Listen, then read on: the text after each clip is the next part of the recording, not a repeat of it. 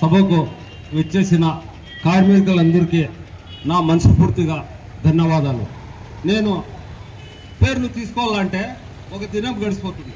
ఎందుకంటే నరేంద్ర మోడీ ప్రభుత్వంలో కళ్ళు మూసి కళ్ళు తెరుస్తానే కరోనా వచ్చింది, కరోనా వెళ్ళిపోయింది. కాబట్టి ఇక్కడంతా కూర్చొని వాళ్ళు కార్మికులు కాదు, నా కుటుంబ సభ్యులు, నా అన్న తమ్ములతో సమానం. నా కుటుంబ సభ్యులు ఒకరు కుడి కన్నా అయితే ఒకరు ఎడమ కన్నాం. మిమ్మల్ని చూస్తూ ఉంటే ఒక సినిమా గుర్తుకొస్తుంది. ఆ సినిమా పేరు ఎవరన్నా ఇక్కడ ఉన్న పెద్దలు అడిగితే, పిల్లలు అడిగితే సినిమా పేరు చెప్తాను నేను. కమల్ హాసన్ది ఒక సినిమా ఉంది. అదరప్ప మాట్లాడాలా వద్దా?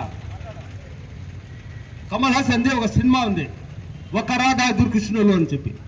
ఇది ఉల్టా అయిపోయింది. ఇది ఒక కృష్ణుడు ఇద్దరు రాధలు అయిపోయినారు. కృష్ణుడు ఎవరంటే నరేంద్ర మోడీ, రాధలు ఎవరంటే ఒకరు చంద్రబాబు నాయుడు, ఒకరు పవన్ కళ్యాణ్. అయ్యా చంద్రబాబు నాయుడు గారు, మీరు బీజేపీ వాళ్ళు స్టాండ్ అంటే లేచి నిలబడతారు, సిడౌన్ అంటే కూర్చుంటారు.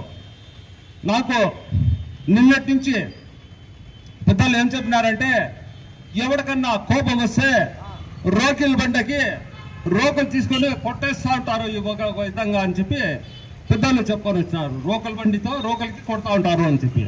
నాకు రెండు పక్కల నుంచి నిందించి కొడుతున్నారు. అది ఎవరంటే ఒక మా జిల్లా కాంగ్రెస్ పార్టీ అధ్యక్షులు ఎంహెచ్ ఇనాయతుల్లా గారు, రెండోది వచ్చేటే మన YS Sharmila Reddy personal secretary Karthik గారు. రెండు పక్కల నుంచి డోలకు వాంచినట్లు వాంచుతున్నారు. అయ్యా కారణం ఏంటంటే చెప్పండి అంటే, మా ఫస్ట్ మున్సిపల్ కార్మికులకి మద్దతు తెలుపు అని. ఆయన ఒత్తిడి వల్ల నేను లేట్ అయిపోయింది, కానీ నేను ఎల్లప్పుడూ కాంగ్రెస్ పార్టీ తరఫు నుంచి, కాంగ్రెస్ పార్టీ అధికార ప్రతినిధుల తరఫు నుంచి మీకు ఎల్లప్పుడూ కార్మికులకు మద్దతు ఉంటానని తెలియజేస్తూ నేను ఒకటే తెలియజేసుకుంటున్నాను. నేను ఇంతకు మునిపే కమిషనర్ గారి దృష్టికి మీ సమస్య తీసుకుని వెళ్ళాను. ఆ కమిషనర్ గారు పూర్తి సినిమా చూసి లేదు, ఇంటర్వెల్ తర్వాత సినిమా చూశారు. నేను పూర్తి సినిమా చూశాను, కమిషనర్ గారు ఇంటర్వెల్ తర్వాత సినిమా చూశారు. నన్ను చెవుల్లో పూలు పెట్టారు. సార్ ఇది వీళ్ళ సమస్య గవర్నమెంట్ నుంచి రావాలా సార్ అని. అయ్యా కమిషనర్ గారు, మీరు ఇంటర్వెల్ తర్వాత సినిమా చూసినట్లు, నేను పూర్తి సినిమా చూసినాను. నాకు తెలిసి ఒక విధంగా చెప్పాలంటే కూడా బాధే, చెప్పలేకపోయినా కూడా బాధే. ఇక్కడ సగం మంది టీడీపీకు భజన చేసే వాళ్ళు ఉన్నారు కార్మికులు, సగం మంది వైకాపాకు భజన చేసే ఉన్నారు కార్మికులు.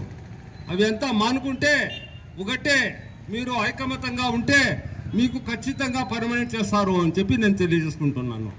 రెండవ విషయం ఏమంటే, ఇప్పుడున్న ప్రభుత్వంలో రేట్లేమి, మీరు ఇచ్చే జీతాలేమి. అయ్యా కమిషనర్ గారు చెప్పిన తర్వాత నేను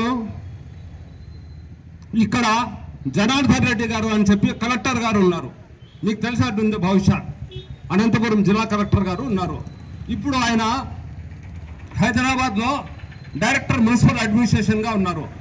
ఆయనకి అడగాను నేను, సార్ కార్మికులకు పర్మనెంట్ చేయడానికి గవర్నర్ సిఫారసు అవసరం ఏమి సార్ అంటే, అటు అవసరం ఏమేం లేదు, ఏమన్నా ఉంటే నన్ను సలహా అడగండి, నేను చెప్తాను, వెంటనే వాళ్లకు మద్దతు ఇచ్చి వాళ్ళకు పర్మనెంట్ చేసే ప్రయత్నం చేయండి అని చెప్పి జనార్దన్ రెడ్డి గారు, జిల్లా కలెక్టర్ గారుగా ఉన్న జనార్దన్ రెడ్డి గారు చెప్పారు. ఇంతమంది చెప్పినప్పుడు పెద్ద పెద్ద ఆఫీసర్లు మీకోసం, ఐఏఎస్ ఆఫీసర్లు,